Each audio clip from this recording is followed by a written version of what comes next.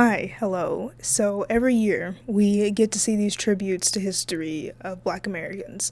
It's uplifting to see all this hard work that got put into just trying to live an average life. We continue to work towards awareness, education, legislation, and yet we constantly get reminded of the worst moments of our history through these slavery movies. I'm just laughing at the fact that we have this entire history, a lot of which got erased, but also a lot is filled with happiness and accomplishment, and most of what we see is like 12 Years a Slave, Antebellum, need I say more? Streaming sites love to put movies about slavery on the front page of their Black History Month awareness section, and yes, it's important to know about how people were captured, taken away from their homes, their families, to work for free for hours on end, being beaten, used as cattle, as products, experimented on, and just dehumanized in so many unforgivable ways. But why is this the main story that gets shown? Black pain is monetized so much that it's a majority of the movies that we see that are supposed to honor our history. Hi, it's me from the future. I just wanted to give some context saying that, yes, there are these horrible stories that have to be shown in order to understand our history, but also there's also these stories that are supposed to be Black people just living our everyday lives, and they still can be bad at just portraying us as people. So instead of critiquing a story that's blatantly discriminatory, I wanted to talk about something that's a little harder to recognize. So, I watched Sense8. Keep in mind that these are the same people who made The Matrix, and also thought that this hairstyle was okay. I liked it. It's a cute story, something that was fitting for the Tumblr age. There was this scene that was just... it was so funny.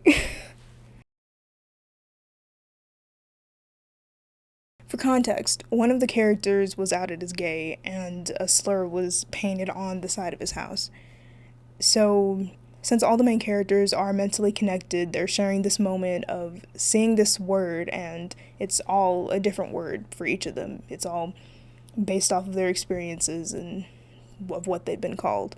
It changes from being the F word to the N word. You get the gist. So, one of them is a cop. So, the word that hurt him the most was pig.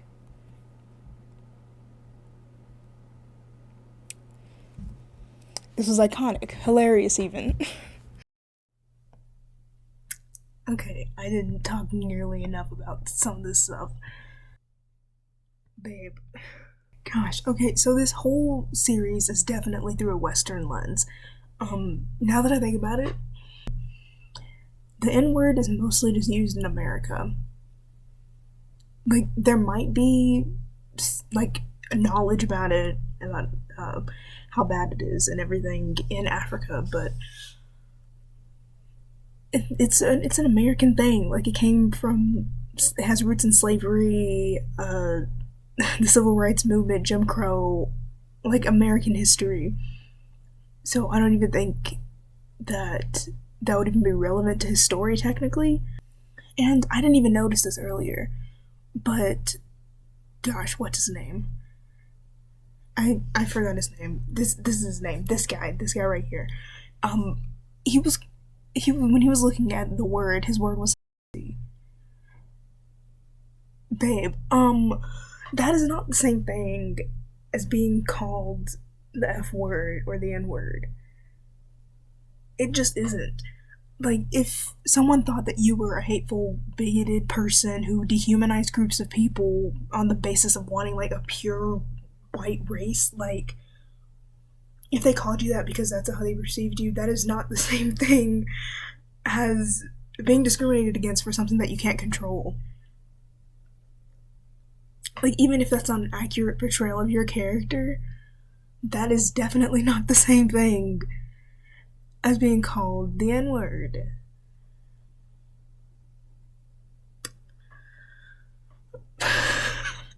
And it's not the same thing as being called a pig because you chose to be a part of a job that was originally meant to be a slave patrol and still has some fundamental issues today.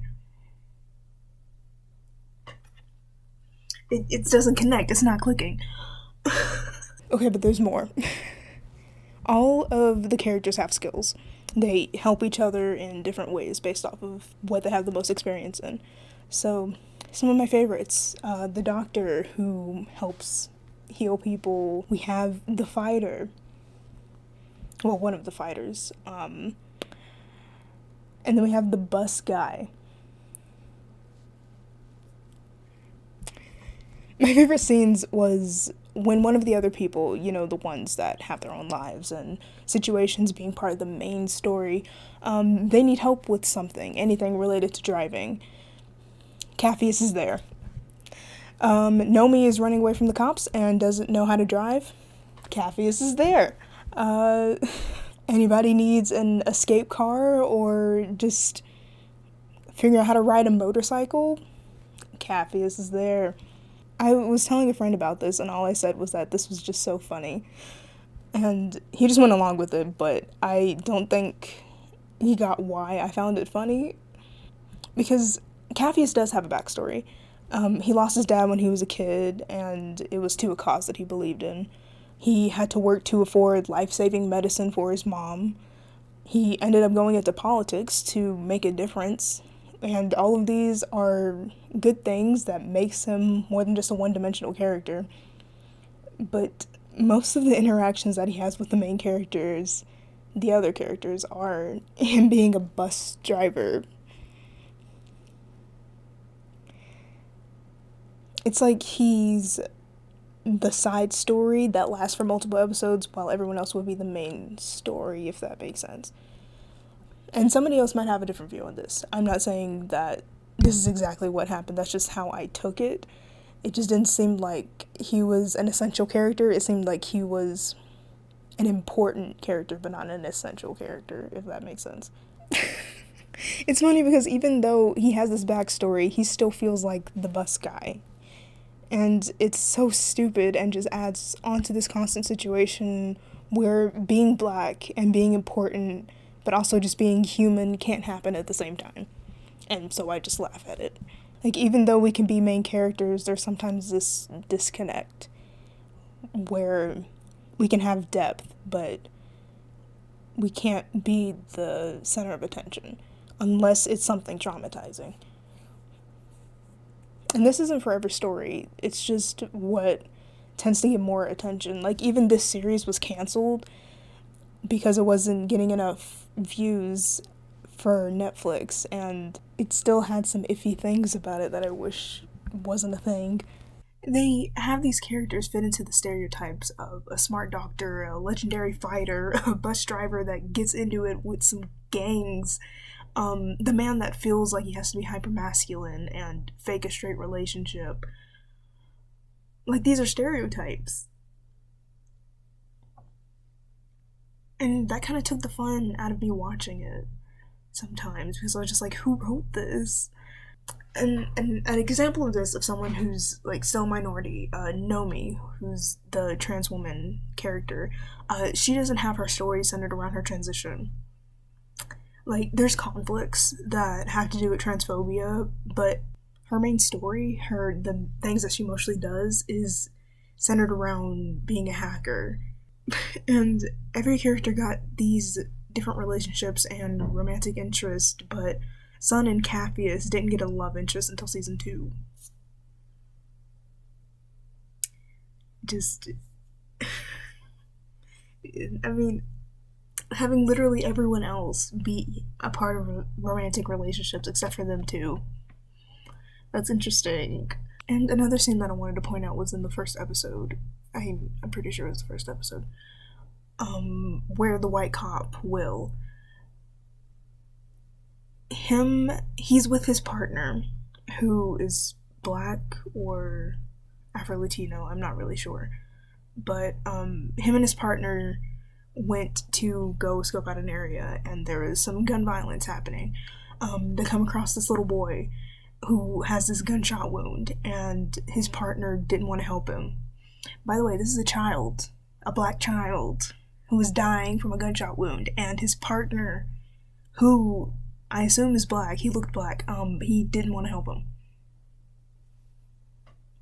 And to make this go even further, they finally take him to a hospital. Will convinces him, and initially the nurse or doctor, she says that they don't treat gunshot wounds there, which I'm sure has to do with some systematic issues of if there's gun violence in an area, they won't help people that get wounds related to that violence, which is messed up, obviously. But after that scene,